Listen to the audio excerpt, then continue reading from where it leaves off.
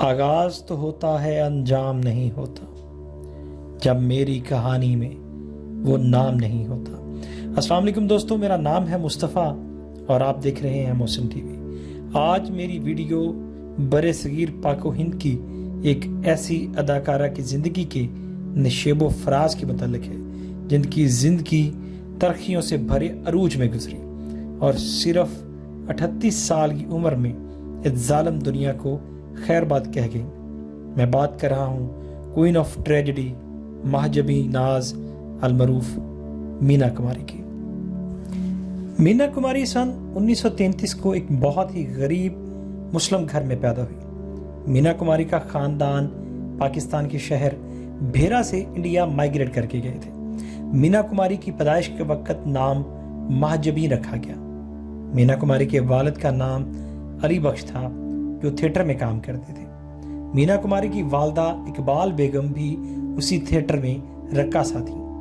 مینا کماری جب پیدا ہوئی تو والدین کو بہت افسوس ہوا کیونکہ انہوں نے بیٹے کی آس لگائی تھی۔ غربت اتنی تھی کہ مینا کے والد نے اسے یتیم خانے کے دروازے پر رکھ دیا، لیکن تھوڑے ٹائم کے بعد دوبارہ یتیم خانے سے واپس لے آئے۔ مینا کماری کے والد پارسی تھیٹر میں میوزک اور شاعری بھی کرتے تھے۔ مینا کماری کی والدہ کا تعلق بنگال کے مشہور ٹیگور خاندان سے تھا۔ مینا کماری کو شروع سے اداکاری کی بجائے پڑھنے کا شوق تھا، لیکن غربت نے اس بات کی اجازت نہیں دی اور کم عمری میں ہی پارسی تھیٹر میں کام کرنا شروع کر دیا۔ مینا کماری نے 4 برس کی عمر میں وجے بھٹ کی فلم لیدر فیس میں کام کیا، جس پر انہیں 25 روپے معاوضہ ملا۔ 1 اگست 1933 کو پیدا ہونے والی مینا کماری بطور اداکارہ 32 سال تک انڈین سینما پہ چھائے رہی۔ انتہائی جذباتی اور دوسروں کی مدد کے لیے ہمہ وقت تیار مینا کماری کی زندگی خوشی بانٹنے اور دوسروں کے دکھوں کو دور کرنے میں گزری۔ مینا کماری نے ہندی سینما کو متعدد کلاسیکی فلمیں دیں۔ انہیں دی ٹریجڈی کوئین اور چائنیز ڈول بھی کہا جاتا تھا۔ ان کی شخصیت اور اداکاری کو دیکھتے ہوئے لوگوں نے گرو دت کا نسوانی اوتار اور بالی ووڈ کی سنڈریلا بھی کہا جاتا تھا۔ ان کا فلمی کیریئر 1939 سے 1972 تک رہا۔ کمال امروہی کے بیٹے تاجدار امروہی کا کہنا ہے کہ مینا کماری کو لوگوں نے کبھی بھی خوبصورت چہرے کے طور پر نہیں دیکھا، جیسے کہ مدھوبالا یا نرگس کے بارے میں کہا جاتا تھا۔ مینا کو ٹریجڈی کوئین کا خطاب ملا اور انہوں نے ٹریجڈی کو اپنا اوڑھنا بچھونا بنا لیا۔ لوگوں نے سمجھا کہ وہ فلموں میں جو کردار ادا کر رہی ہیں وہ حقیقی زندگی میں بھی یہ وہی کردار ادا کر رہی ہیں۔ دلچسپ بات یہ تھی کہ لوگوں کے ساتھ ساتھ انہوں نے خود بھی ایسا سمجھنا شروع کر دیا تھا۔ کمال امروہی سے محبت کا آغاز موسمی کے جوس سے ہوا۔ سن 1949 میں جب مینا کماری کمال امروہی سے پہلی بار ملی تھی، اس وقت وہ شادی شدہ تھے۔ ان کی ایک فلم محل بہت ہٹ ہو چکی تھی۔ کمال مینا کو فلم انارکلی میں کاسٹ کرنا چاہتے تھے۔ اس سلسلے میں ان کے گھر آنا جانا شروع ہوا اور ملاقاتوں کا سلسلہ چل نکلا۔ اسی دوران پونا سے آتے ہوئے مینا کماری کی کار کا حادثہ ہو گیا۔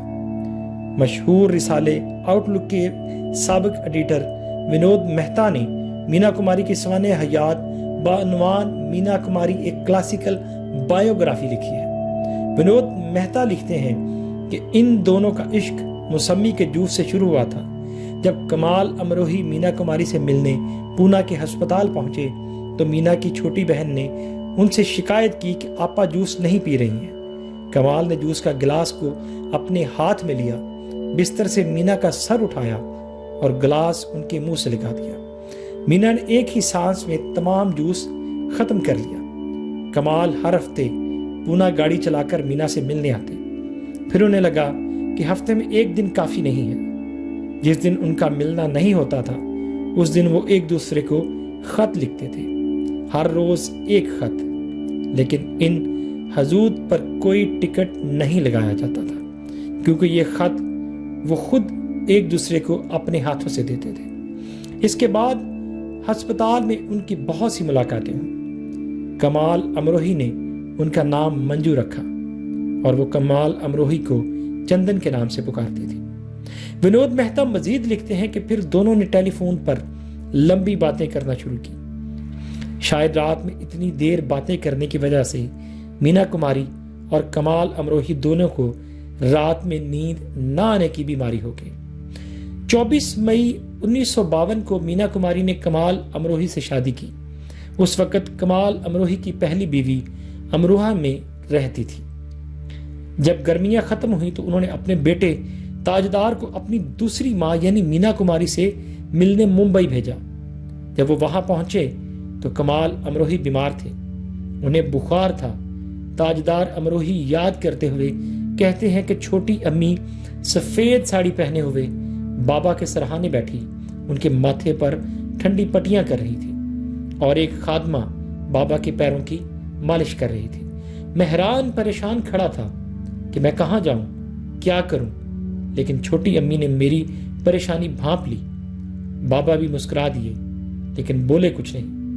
मीना कुमारी ने मुझे करीब बुलाया और जब मैं उनके करीब गया तो उन्होंने मुझे अपने सीने से लगा लिया और कहा कि आज से मैं आपकी छोटी अम्मी हूं। लेकिन कुछ दिन बाद मीना कुमारी और कमाल अमरोही की शादीशुदा जिंदगी में मुश्किलात पैदा होना शुरू हुई। कमाल अमरोही ने मीना कुमारी को फिल्मों में काम करने की इजाजत दी लेकिन उन पर 3 शराइत आयद की। विनोद मेहता लिखते हैं कि पहली शर्त यह थी कि मीना कुमारी शाम 6:30 बजे तक घर लौट आए। दूसरी शर्त यह थी कि मीना कुमारी के मेकअप रूम में उनके मेकअप मैन के अलावा कोई और शख्स नहीं बैठेगा और इसकी आखिरी शर्त यह थी कि मीना कुमारी हमेशा अपनी ही गाड़ी में जाएंगी जो उन्हें स्टूडियो में ले जाती और फिर घर वापस ले आती थी। लेकिन जिस दिन मीना कुमारी ने इन शराइत पर दस्तखत किए उसी दिन से ही उन्होंने इनको तोड़ना भी शुरू कर दिया। पहला वाकया उस वक्त हुआ जब राज कपूर ने शारदा फिल्म की शूटिंग के दौरान मीना कुमारी को पार्टी में मदऊ किया। विनोद मेहता लिखते हैं कि हुआ यूं कि एक रूसी फिल्म वफद मुंबई आया था। राज कपूर उनके एजाज में इस्तकबालिया दे रहे थे। मीना कुमारी ने उनकी दावत कबूल की और अपने शौहर को फोन किया और कहा कि वो देर से घर वापस आएंगे। उन्होंने राज कपूर की पार्टी का जिक्र नहीं किया, ये कहा कि उनकी शूटिंग देर तक चलेगी। अगले ही दिन कमाल अमरोही की मुलाकात इत्तेफाक से उन मेहमानों से हुई जो राज कपूर की पार्टी में मौजूद थे। उनसे उन्हें मालूम हुआ कि उनकी बेगम शूटिंग में मसरूफ नहीं थी बल्कि पार्टी में शामिल थी। जब वो घर वापस आई तो उन्होंने कमाल को इसके बारे में कुछ नहीं बताया। बाद में जब कमाल ने उनसे बेजरर धोखाधड़ी का जिक्र किया तो मीना कुमारी ने कहा कि वो इनको डिस्टर्ब नहीं करना चाहती थी। मामला यहाँ खत्म नहीं हुआ। एक दिन कमाल अमरोही की सेक्रेटरी बाकर ने मीना कुमारी को अदाकार प्रदीप कुमार की गाड़ी से उतरते हुए देख लिया। बाद में कुछ दूसरे वाकयात पेश आए और मीना कुमारी ने फैसला कर लिया कि वो कभी कमाल अमरोही के घर वापस नहीं जाएंगी। ताजदार अमरोही का कहना है कि मीना कुमारी कमाल के घर से निकलने के लिए किसी बहाने की तलाश में रहती थी ताकि वो आज़ाद परिंदों की तरह जिंदगी बसर कर सकें। जब छोटी अम्मी घर से चली गईं तो बाबा ने बतौर शौहर अपना फर्ज निभाया। वो महमूद साहब के यहाँ चली गईं। वहाँ गए तो छोटी अम्मी ने अपने आप को एक कमरे में बंद कर लिया। बाबा दरवाज़ा पीटते रहे और कहा, मंजू बाहर आओ, मुझसे बात करो, आपको क्या शिकायत है, मुझे बताओ। लेकिन वो बाहर नहीं आई। महमूद ने कहा कि वो अभी नहीं मानेगी, थोड़ी देर में उसका गुस्सा ठंडा हो जाएगा, आप बाद में आ जाना।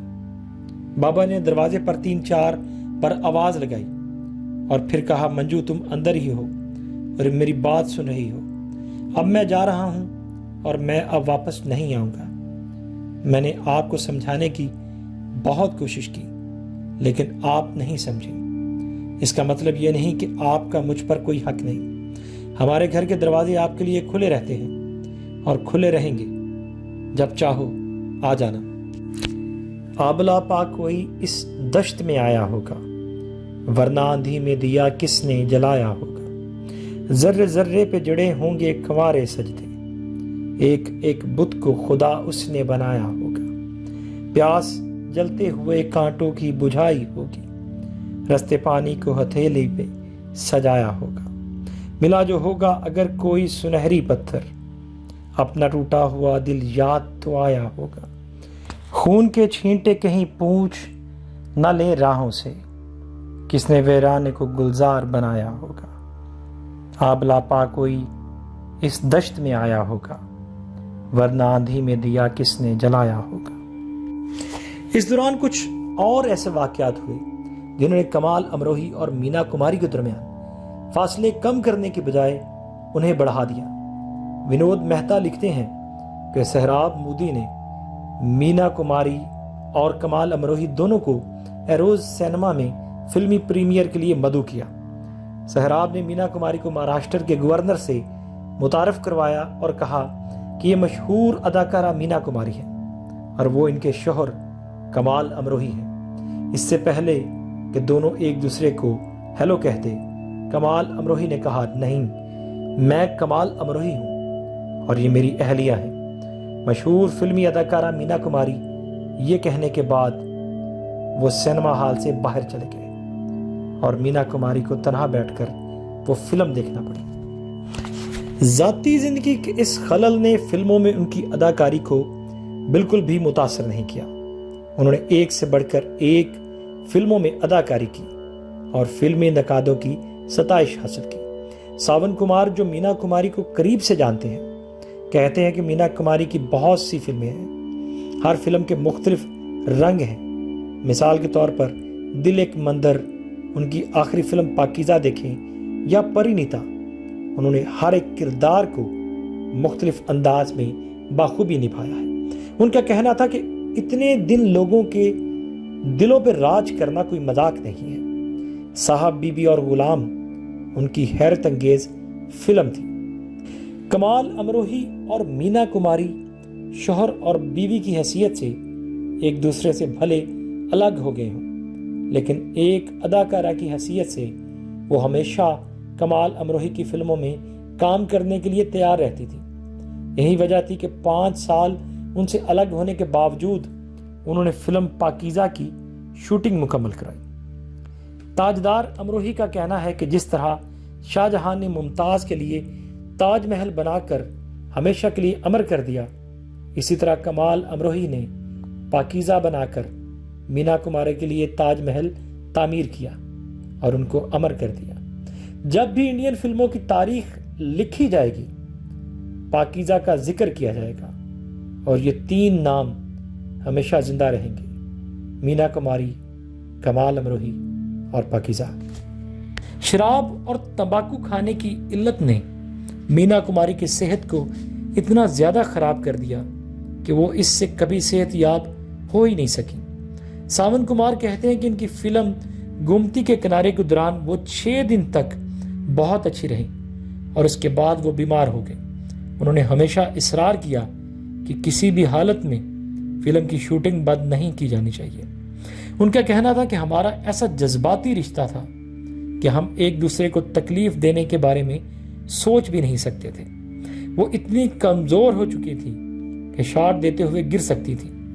لوگ نہیں جانتے کہ جب وہ اداکاری کرتی تھی تو میں انہیں پیچھے سے پکڑ کر رہتا تھا اور وہ شوٹ کے بعد وہ کرسی پر بیٹھ جاتی تھی۔ آخری دنوں میں مینا کماری کو سینٹ الزبتھ نرسنگ ہوم میں داخل کیا گیا۔ نرسنگ ہوم کے کمرے نمبر 26 میں ان کے آخری الفاظ تھے، آپا میں مرنا نہیں چاہتی۔ جیسے ان کی بڑی بہن خورشید نے انہیں سہارا دیا، وہ کوما میں چلے گئے اور پھر کبھی اس سے باہر نہیں آ سکی۔ ساون کمار کہتے ہیں کہ جس دن ان کی موت ہوئی میں وہاں تھا۔ انہیں بیکالا قبرستان میں سپرد خاک کیا گیا۔ ہر کوئی ان کی قبر پر مٹی ڈال کر جا چکا تھا۔ میں اکیلا وہاں رہ گیا۔ میری آنکھوں میں آنسوؤں کا ایک قطرہ بھی نہیں نکلا۔ میں جیسے پتھر کا ہو گیا تھا، لیکن جیسے ہی میں نے ان پر ایک مٹھی مٹی ڈالی تو میری آنکھوں سے زاروں قطار آنسو بہنے لگے۔ خود کو روک نہیں پا رہا تھا۔ واپسی کے وقت میرے ذہن میں ایک شعر آیا، چاندنی مر گئی، روشنی مر گئی، ساری شمعیں بجھا کر چلے آؤ لوگو۔ چادرے گل سے چھلکتا تھا جس کا بدن، اسے مٹی اڑا کر چلے آؤ لوگو۔ یہ رات، یہ تنہائی، یہ دل کے دھڑکنے کی آواز، یہ سناٹا، یہ ڈوبتے تاروں کی خاموش غزل خوانی، یہ وقت کی پلکوں پر سوتی ہوئی ویرانی، جذبات محبت کی یہ آخری انگڑائی، بجتی ہوئی ہر جانب یہ موت کی شہنائی، سب تم کو بلاتے ہیں، پل بھر کو تم آ جاؤ، بند ہوتی میری آنکھوں میں اپنی محبت کا ایک خواب سجاؤ۔